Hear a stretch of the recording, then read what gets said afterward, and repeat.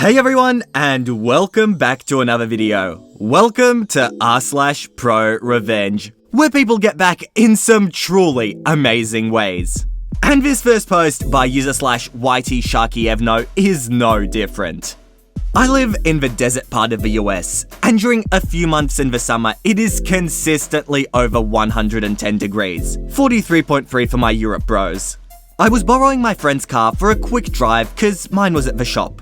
He asked me to park it in the shade, but I couldn't find a shady spot, so I couldn't. So when he went to use his car, it was burning hot inside.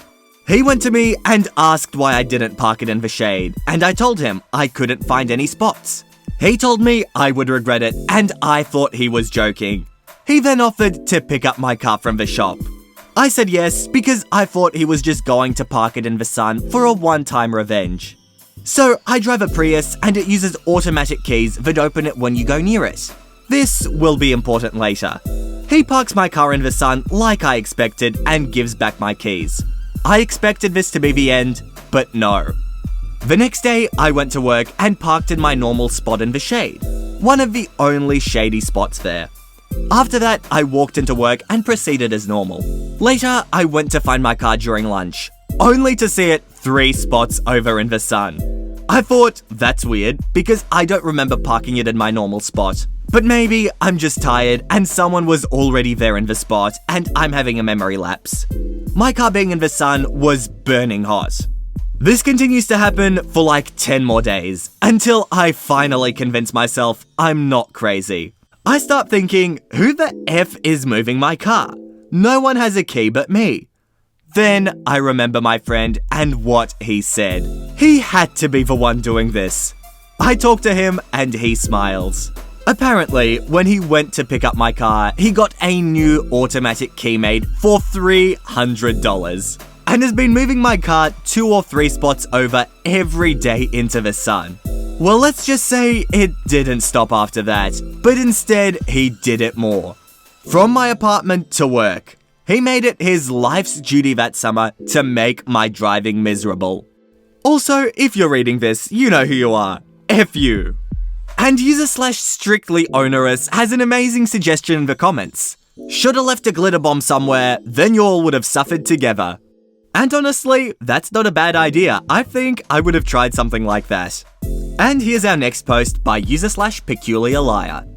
This happened a good long while ago.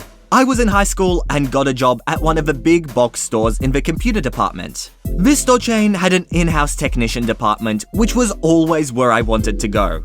After busting my butt in sales for 2 years, putting up with rude customers, silly rules, and all the other glorious trappings of a retail job, I finally got a chance to be promoted to the technician department. It was not as glamorous as I thought it would be. I quickly found out that most of the repairs consisted of running the pre-packaged antivirus suite, updating Windows, and doing data backups prior to wiping computers clean and reinstalling them. I always liked tinkering with hardware more, but since 80% of customers had laptops and those repairs were deemed too complicated by corporate, we would just send the laptops out to get repaired by third-party vendors. It was still better than sales by a long shot, and we had a great team working in the technician area. Except for one dude. Let's call him Mike.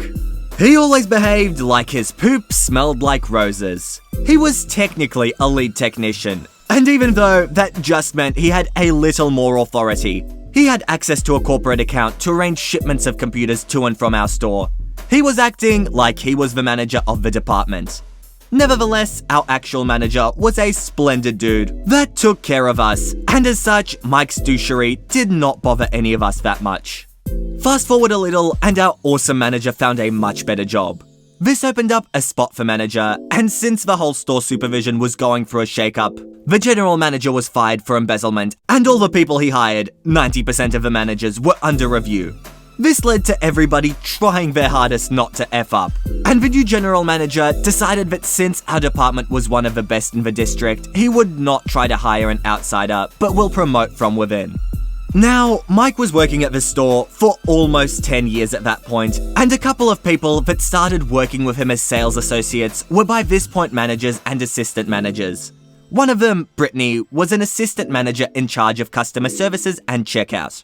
One of the conditions for Mike's official promotion to manager was to keep the #1 spot in the district performance-wise. One of the key metrics was the rejection rate from our third-party vendor. If we mistakenly sent them a software problem to fix, they would charge us extra. Mike started obsessing about the numbers, especially when it came to the rejection rate. He insisted that we would spend extra time to confirm issues, even when there were recalls from manufacturers for these items.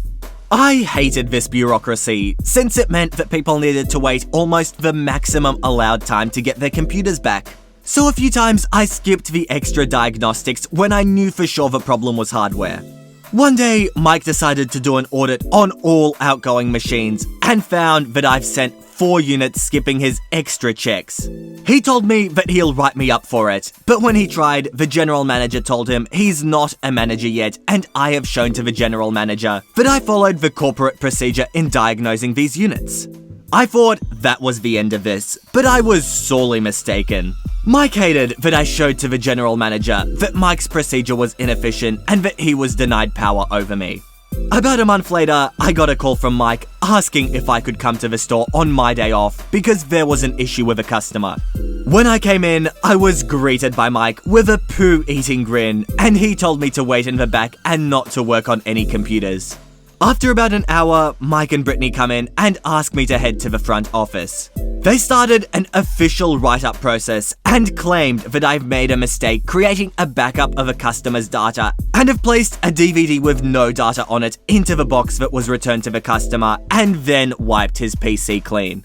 I knew that this was BS since I always copy the data to an external hard drive, run antivirus to make sure that nothing got bad copied, and then burn the DVDs. Yet, when I asked to check the external hard drive, Mike said that due to my negligence, I was not allowed back in the tech area. He went to check the hard drive and said there was nothing on it. At that point, I knew he was BSing, but him and Brittany were hell-bent on completing the write-up. I asked for a senior member of management to be present and was shot down again. Turns out the GM was on vacation. They completed the write-up and told me that due to the egregious error that cost the company tens of thousands of dollars, I was not allowed to work in the tech room, and I would be relegated back to the sales floor. I told them to shove it and submitted my resignation on the spot. I later found out that a week later, they gave the customer the data that was on the hard drive all this time. Mike simply erased the DVDs. I grabbed the DVD RW by mistake for that backup and waited for the customer to come back and complain. I did also call the corporate HR line and told them what happened. They said that since I quit with a letter of resignation, they would not launch an investigation, but they have received and recorded the complaint. Through luck and the fact that I was a good hardware tech, I landed a job at a shop that did hardware repairs a week later and started in another week. Turns out, this depot was the service center that covered the entire district, and they had the master contract with the big box chain where I worked. Since I worked as the tech in that store, I was more familiar with their labeling and ticketing system. For tracking purposes, the label included the store and technician number.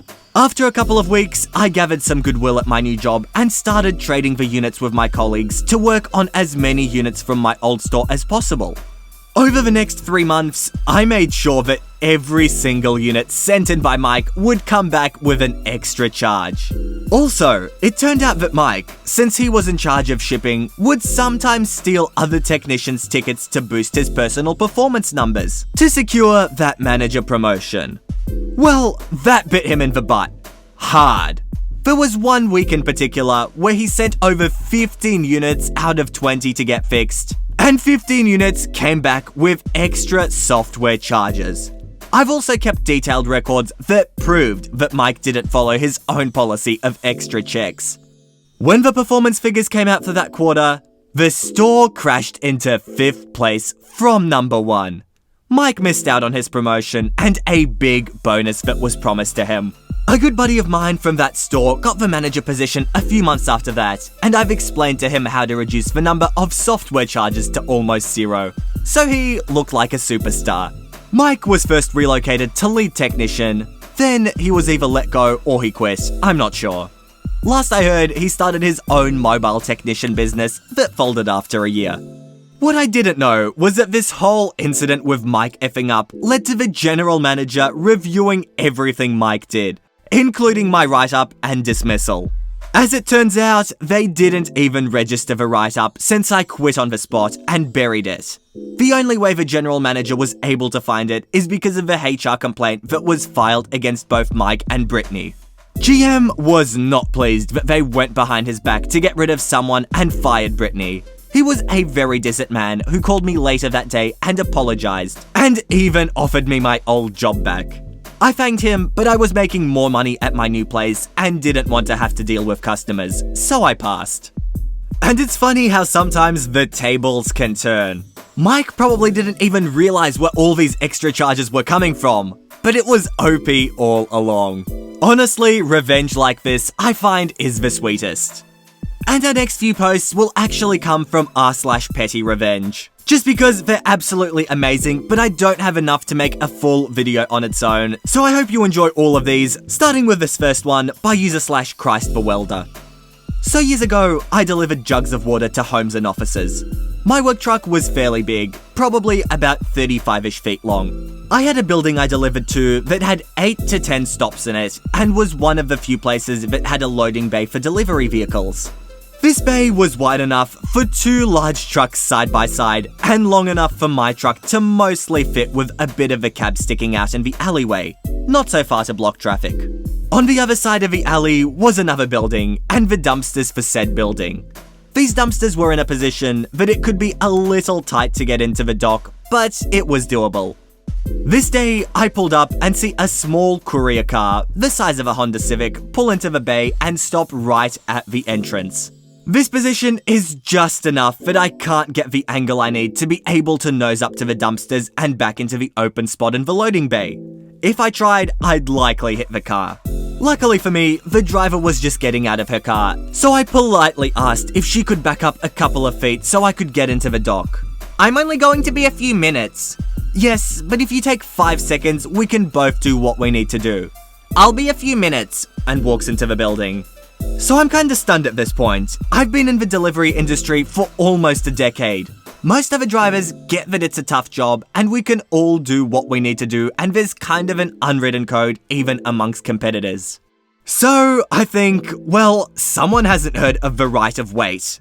So I maneuver my truck nice and tight to the building so as not to block the alleyway while parking perpendicular to the loading dock entrance and blocking her car in. I start loading the first 2 or 3 cartloads into the building. She comes out and sees my truck. "Well, isn't this cute? You need to move." "Oh, I'll only be a few minutes." "I need to go. Move your truck now." By this time, my cart is loaded, and I tell her, it's okay, I'll only be a few minutes, as I walk into the building. And honestly, I think revenge is sweetest when you can use someone else's words against them, just like OP did. And here's our next post by user/random username 919192.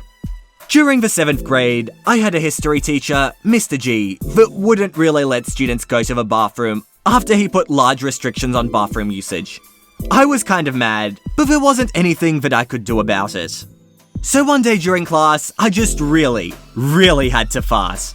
I didn't want to do it in class, so I asked Mr. G if I could go to the bathroom, but he wouldn't let me. I asked him again, but he just told me to sit down. Little old me was pretty mad that my teacher was putting restrictions on my bladder. I was so mad that I did as he told me to do. However, before I did, I asked him one more time and he still dismissed me. So I went to my desk and then I farted. It was glorious. It was the most gaseous and loudest fart I had ever let out. And after I farted, people had to cover their noses with their shirts because it was so smelly. Even Mr. G did, and everyone in the room was so disgusted by what just transpired. Afterwards, with a smirk on my face, I turned to Mr. G and asked him again if I could go to the bathroom. He then blushed and said I could. And after that day, during the next period, he lifted the restrictions that he put upon us. I honestly don't understand teachers that don't let students go to the toilet. Like, sometimes you just gotta go, and what, do they want an accident on their hands? Alright everyone, I hope you enjoyed this little video as much as I did. And if you did, make sure to subscribe to the channel for Reddit videos every second day. But with that said, that is it from me. I hope you all enjoyed, and all I want to do is see you all here next time. See you later, guys.